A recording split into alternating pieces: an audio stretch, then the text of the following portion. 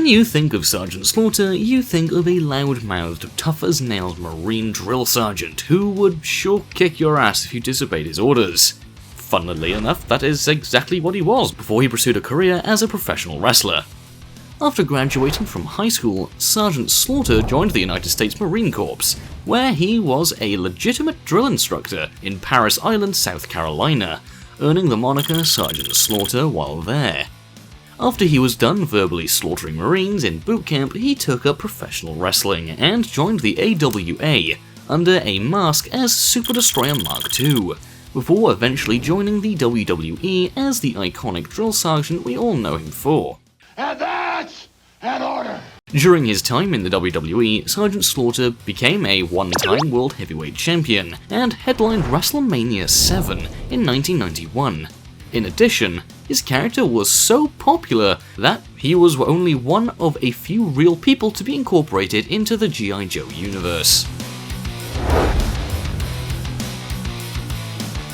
Perry Saturn competed in ECW, WCW, and WWF, and during his time there, he won the ECW World Tag Team Championship, the WCW World Tag Team Championship, the WCW World Television Championship, the WWF European Championship, and the WWF Hardcore Championship.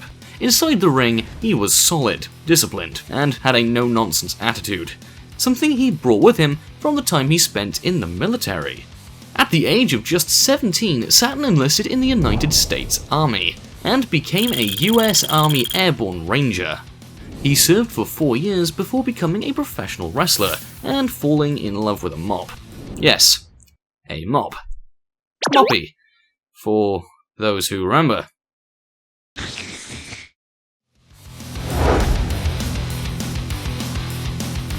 Oh, you didn't know?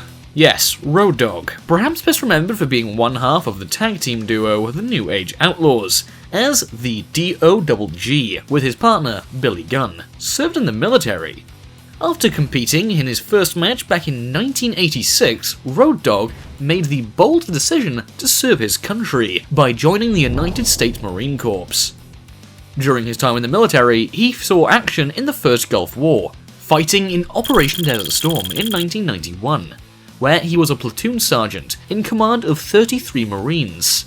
Following this, Road Dogg made his return to wrestling, and eventually signed with the WWE, where he found great success as a tag team wrestler with his partner Billy Gunn as the New Age Outlaws.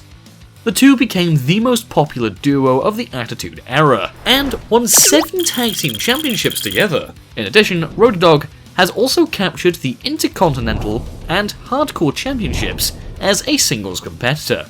Oh, you didn't know? Okay, I'll stop using that joke. Now he actually works for the WWE as a producer and head of the creative team at SmackDown Live. Oh, you didn't know? Before becoming a professional wrestler, and even before joining the military, Kevin Nash was an accomplished NCAA basketball player, and moved to Europe to play professionally. However, his basketball career unfortunately came to an end when he suffered an injury. He tore his quad.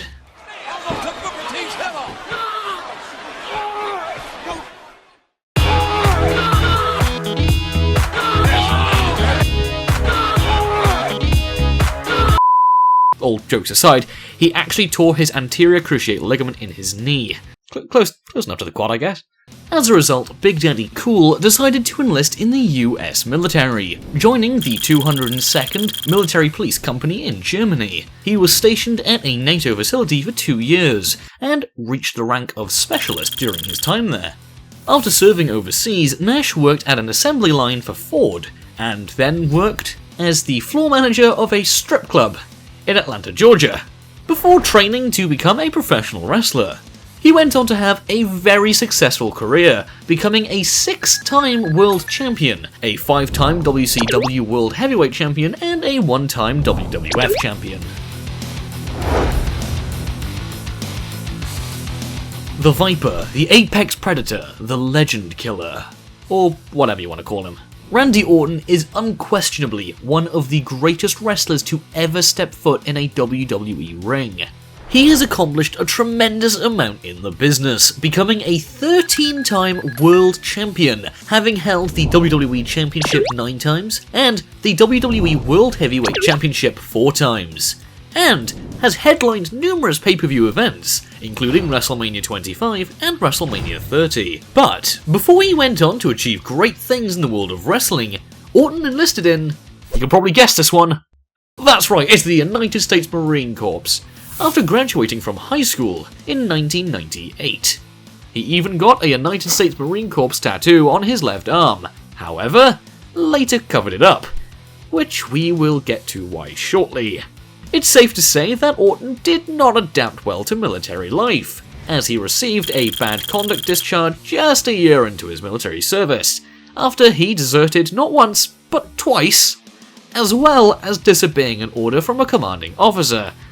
As a result, Orton spent 38 days in a military prison, something he surely would like to forget. And to think, he was originally cast for the film The Marine 3. It probably would have been something like this: The Marine 3, Desertion. Hashtag I don't know. Alternative one, it probably would have looked something like this: The Marine 3, Desert Ops. Hashtag I don't know.